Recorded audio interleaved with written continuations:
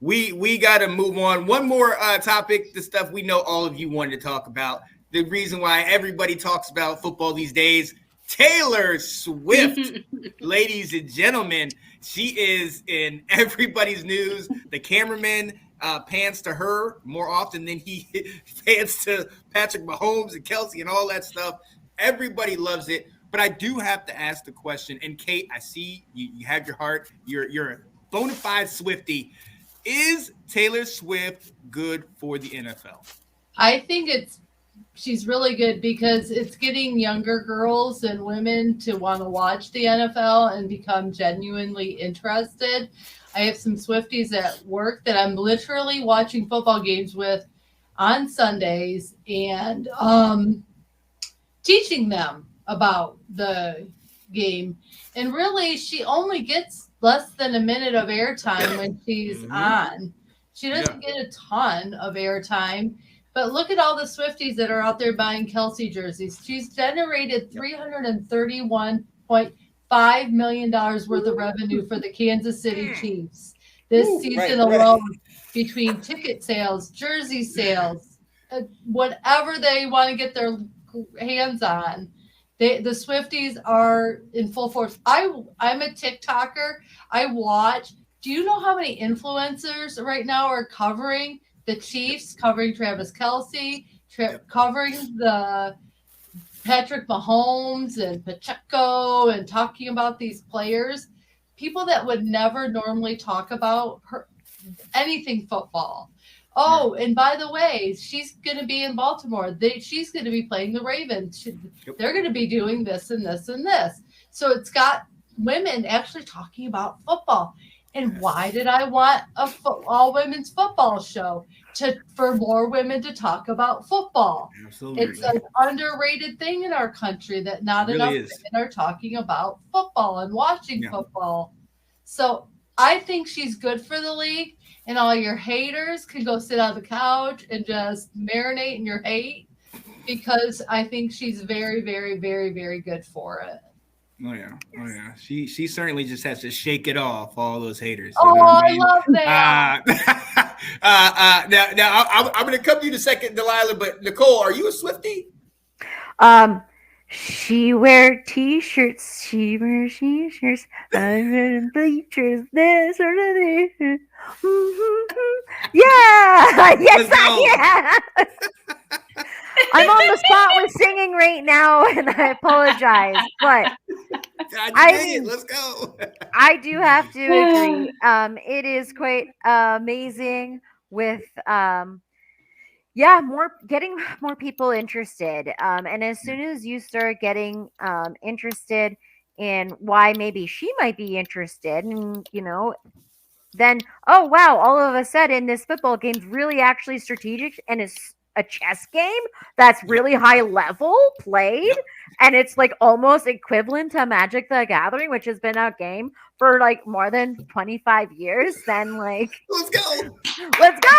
Yeah. So bring the connection. I love it. I don't know, like it is quite interesting, and as soon as you like inspire the younger generation are quite phenomenal with even researching and looking back into this. So getting people excited, I feel like they're going to have new records for this Super Bowl. And you know what? I don't know. I just enjoy watching them. And like RGB3 said, what kind of hater's going to hate on a couple being in love? Come on now.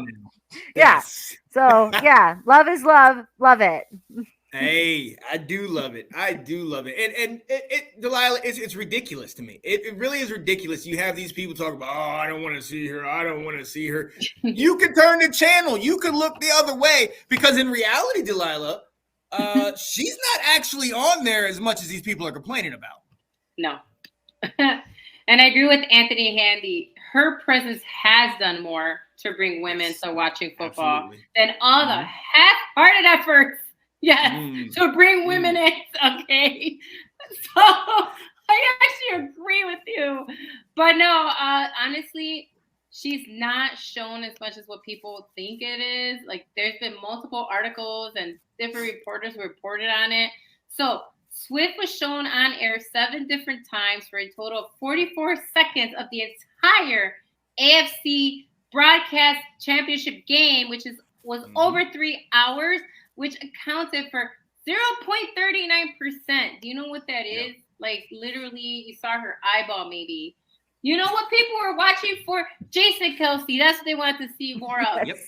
Okay? They wanted to see this girl dad, because he's a girl dad. That's the guy that he is. Him and his wife are hilarious. That's what they were looking for. They wanted to see if he was going to strip his shirt off again. But, you know, he's not going to do that unless it's below 0, because then it's not that's impactful. Yeah. But Taylor, I think, is doing what any girlfriend who dates a football player, which is go watch her boyfriend play football. She just happens to be Taylor Swift.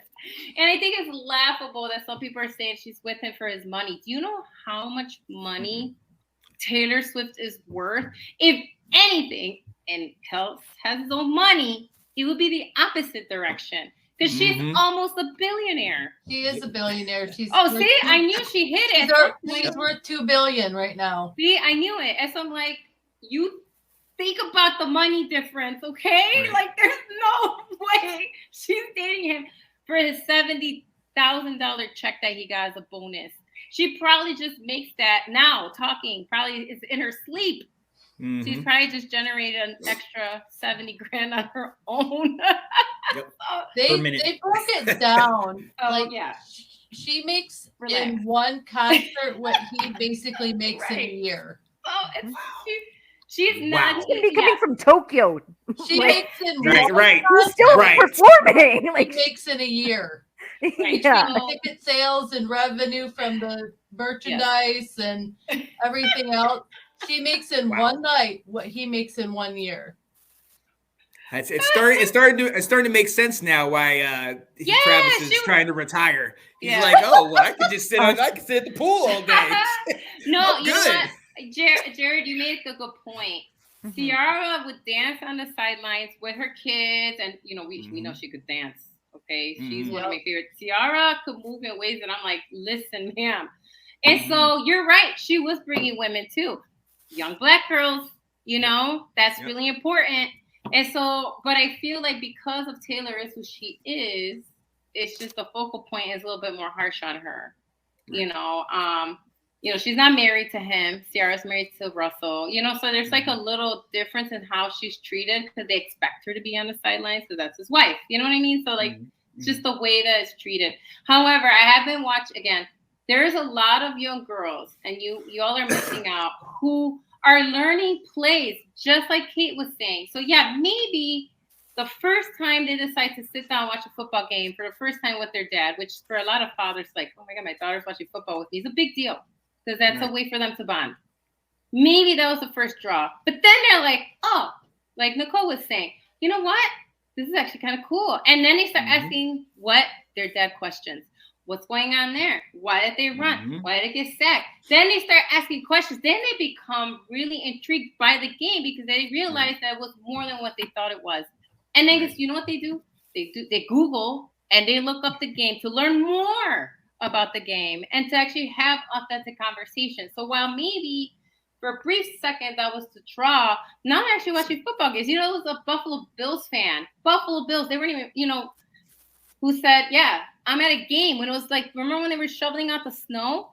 He's like, my daughter came and watched the game with me when it was like cold and we had to dig the snow out. So, you know, you gotta stop.